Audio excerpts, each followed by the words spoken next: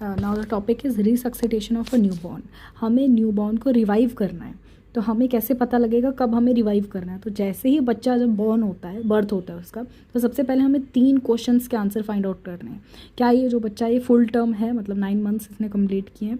क्या ये ब्रीदिंग कर रहा है? क्या ये रो रहा है? और मसल टोन नॉर्मल है?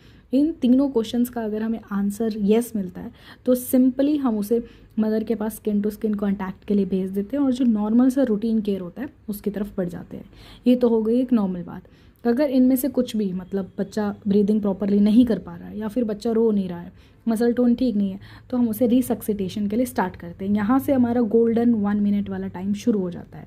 अब उस 1 मिनट में हमें 4 स्टेप्स को करना है। बेसिकली इस 1 मिनट के अंदर अंदर हमारा पीपीवी हो जाना चाहिए अगर उसको नीड है तो जो 4 स्टेप हैं हमारे रिसक्सिटेशन में, उसमें सबसे पहला जो स्टेप है वो हमारा इनिशियल स्टेप 30 सेकेंड्स के अंदर अंदर हम बच्चे को वार्म टेम्परेचर प्रोवाइड करते हैं। उसके बाद उसकी पोजीशन ठीक करते हैं ताकि वो आसानी से प्रॉपरली ऑक्सीजन को ले पाए। हेड को टिल्ट करते हैं।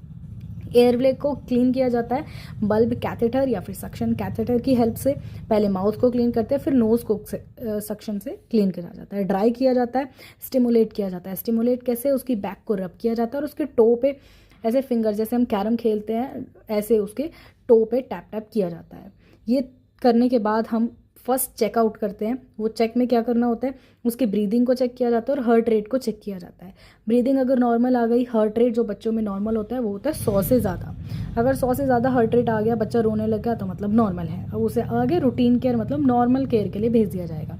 अगर ये चीज़ें नॉर्मल नहीं आती, हार्ट रेट उसका 100 से ऊपर नहीं आ रहा है, तो अब हम अगले स्टेप की तरफ बढ़ेंगे, वो है पीपीवी, पॉजिटिव प्रेशर वेंटिलेशन। वो जो अम्बू बैग लगा के, मास्क लगा के हम उसे ऑक्सीजन वेंटिलेशन प्रोवाइड करते हैं। उसका फॉर्मूला होता है 1 बार स्क्वीज़ करो, 2 बार रिलीज़ करो। ये पीपीवी करते टाइम जो बच्चा है उसकी चेस्ट राइज करनी चाहिए। अगर उसकी चेस्ट राइज नहीं कर रही, इसका मतलब हम पीपीवी प्रॉपरली नहीं कर रहे। अब उसको ठीक से करने के लिए हमें MR सोपा नाम की निमोनिक दिया गया है, जो कि हमें मास्क को ठीक करना है। मास्क को एडजस्ट करो, आर से जो हेड है उसकी पोजीशन ठीक करो, सक्शन करो, माउथ को ओपन करो, प्रेशर को बढ़ाओ और एयरवे इंट्यूबेशन दो। ये MR सोपा जो है तब किया जाता है जब हमारा पीपी नॉर्मली, मतलब सही तरीके से नहीं हो रहा। हमें कैसे पता लगेगा पीपीवी सही नहीं हो रहा? उसकी चेस्ट जो है वो राइज नहीं करेगी। अब अगर हम पीपीवी ठीक तरीके से दे रहे हैं, चेस्ट राइज कर रही है, फिर हमने चेक किया 30 सेकेंड्स के बाद, फिर भी उसका जो हार्ट रेट है वो 100 से कम रह रहा है, 100 से कम में भी 60 और 100 के बीच में अगर रह रहा है तो पीपीवी करते रहेंगे। अगर 60 से भी कम है, मतलब अब हमें अगले स्टेप की तरफ बढ़ना पड़ेगा, वो है चेस्ट कंप्रेशन, जो कि 3rd स्टेप है। अब हम बच्चे की चेस्ट कंप्रेशन करेंगे, वो करेंगे थंब टेक्निक से। थंब टेक्निक मतलब दोनों अंगूठे को बच्चे के जो स्टर्नम है उसका लोअर 1/3 है वहाँ पे रखा जाता है, फिंगर और हैंड को पीछे बैक की तरफ सपोर्ट दिया जाता है। इसका रेशियो क्या रहता है, कैसे करते हैं? 3 बार कंप्रेशन, 1 बार ब्रेथ। हमें 1 मिनट के अंदर अंदर 90 कंप्रेशन और 30 ब्रेथ देनी होती है, तो इसलिए 3:1 इसका चलता है।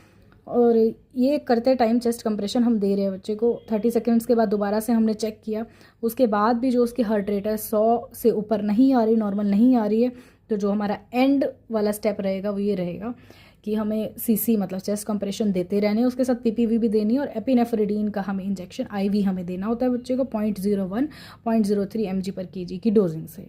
That's it for resuscitation of the newborn. This is just the summarisation. Thank you.